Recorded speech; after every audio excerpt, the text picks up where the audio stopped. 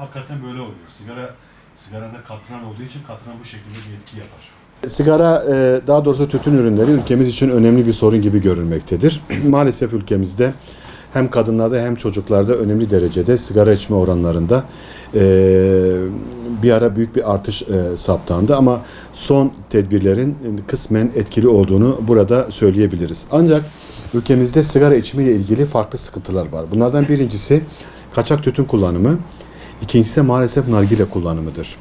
Nargile aynı şekilde çok ciddi anlamda 4 paket sigarada ne kadar zararlı madde varsa bu kadar zarar veren bir kullanım şeklidir. Demek ki bir nargile içtiğinizde 4 paket sigara, en az 4 paket sigara içmiş kadar zararlı madde alabiliyorsunuz.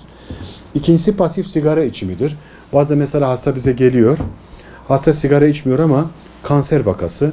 Bunu sorguladığımız zaman uzun yıllar aslında eşinin veya çocukların yanında sigara içtiğini biliyoruz. Bu şekilde bizim kanser vakalarımız var. Kendisi hiç içmediği halde maalesef bu şekilde kansere yakalanan vakalar var. Bu şekilde bizim kanser veya koa olan vakalarımız da söz konusu. Sigara önce kafada bitir. Siz burada bitirmediğiniz zaman istediğiniz kadar başka şekilde denemeye geçin. Hiçbir şekilde bunu başaramazsınız. Polikliniğe gelen doktorlar dahi amca, teyze, abi, beyim neyse bak sigara sana zarar veriyor dediği zaman %10 oranda hastalar bırakıyor. Bu konuda önce iş doktorlara düşüyor.